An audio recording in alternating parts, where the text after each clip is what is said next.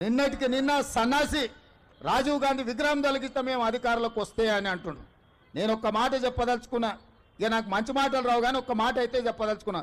ఎవడైనా శాతనైతే వచ్చి రాజీవ్ గాంధీ విగ్రహం మీద చేయి పెట్టండి బిడ్డ, చెప్పు లేకపోతే చూస్తా నేను. నీ అయ్యా విగ్రహం కోసం దేశం కోసం ప్రాణాలు ఇచ్చిన రాజీవ్ గాంధీ విగ్రహాన్ని తీస్తావా నువ్వు? నీకు అధికారం అనేది కళలో మాట, కళలో కూడా నీకు అధికారం రాదు. అసెంబ్లీ ఎన్నికల్లో 39 సీట్లు ఇస్తే పార్లమెంట్లో వస్తే 7 సీట్లలో డిపాజిట్ పోయింది, 15 సీట్లలో థర్డ్ ప్లేస్లో వచ్చిన సన్నాసి నీ పార్టీ మళ్ళీ అధికారంలోకి వస్తుందా? నీవు మళ్ళీ రాజీవ్ గాంధీ విగ్రహాన్ని తీస్తా అని మాట్లాడతావా? చింతమడక పోతావు బిడ్డ, నువ్వు అనుకుంటున్నా ఈ చింతపండు అవుతుంది అక్కడికి గిన వస్తే. ఆయనకి ఇప్పుడు తెలంగాణ తల్లి గుర్తొచ్చింది. ఇన్ని రోజులు గాడిదలను కాసినవా? 10 సంవత్సరాలు తెలంగాణ తల్లి విగ్రహం పెట్టాలని సన్నాసి తెలంగాణ గురించి మాట్లాడే నైతిక హక్కు నీకెక్కడదని నేను అడగదలుచుకున్నా. అందుకే నిన్నటికి నిన్న సన్నాసి రాజీవ్ గాంధీ విగ్రహం తొలగిస్తే మేము అధికారంలోకి వస్తే అని అంటున్నాను. నేను ఒక్క మాట చెప్పదలుచుకున్నా. ఇక నాకు మంచి మాటలు రావు కానీ ఒక్క మాట అయితే చెప్పదలుచుకున్నా. ఎవడైనా శాతనైతే వచ్చి రాజీవ్ గాంధీ విగ్రహం మీద చేయి పెట్టండి బిడ్డ, చెప్పు లేకపోతే చూస్తా నేను. నీ అయ్యా విగ్రహం కోసం దేశం కోసం ప్రాణాలు ఇచ్చిన రాజీవ్ గాంధీ విగ్రహాన్ని తీస్తావా నువ్వు? నీకు అధికారం అనేది కళలో మాట, కళలో కూడా నీకు అధికారం రాదు.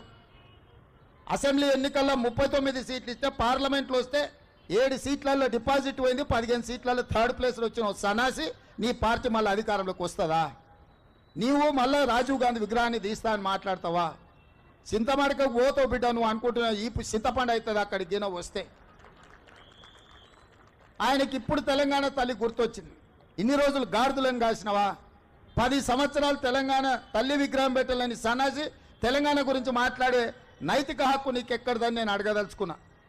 అందుకే 2024 నాడు సచివాలయం లోపలనే తెలంగాణ తల్లి విగ్రహం పెట్టే బాధ్యత మేము తీసుకుంటాం.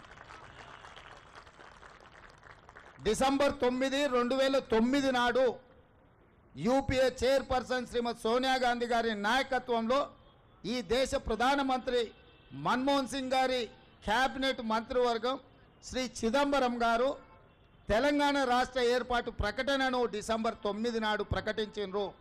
ఇదే కాకుండా మన నాయకురాలు శ్రీమతి సోనియా గాంధీ గారి జన్మదినం కూడా డిసెంబర్ 9. ఖచ్చితంగా తెలంగాణ తల్లి విగ్రహం సచివాలయం బయట కాదు, సచివాలయం లోపల తెలంగాణ తల్లి విగ్రహాన్ని ప్రతిష్ఠించే బాధ్యత నేను మా మిత్రుడు బట్టి విక్రమార్క గారు తీసుకుంటాం. హైదరాబాద్ నగరంలో మా హనుమంతన నాయకత్వంలో ఈ కార్యక్రమాన్ని చేపడతాం. అర్థం పర్థం లేని మాటలు మాట్లాడితే తెలంగాణ సమాజం నుంచి మిమ్మల్ని సామాజిక బహిష్కరణ చేయాల్సి వస్తుంది. శ్రీ రాజీవ్ గాంధీ గారి విగ్రహం యువతకు ఒక స్ఫూర్తి. ఈ యువత ఈరోజు సాంకేతికంగా రాణించిండ్రు. ఈ దేశంలో లక్షలాది కోట్ల రూపాయల ఆదాయం వస్తుందంటే ఐటీ రంగాల నుంచి ఈరోజు వస్తుంది. అట్లాంటి స్ఫూర్తినిచ్చిన రాజీవ్ గాంధీ గారి విగ్రహం సచివాలయం ముందు అమరవీరుల స్తూపం పక్కన ఉండడం సముచితం. నీ అయ్యా 10 ఏళ్ళు రాష్ట్రాన్ని దోసుకున్న ఒక దొంగ, ఆ దొంగ కోసం అక్కడ విగ్రహం పెడితే తెలంగాణలో ఉన్న వాళ్ళందరూ దొంగలుగా తయారవుతారు ఇట్లాంటి దొంగ విగ్రహం పెడితే. కాబట్టి అట్లాంటి దొంగలకు స్థానం లేదు, అట్లాంటి దొంగలను క్షమించే సమస్యనే లేదు.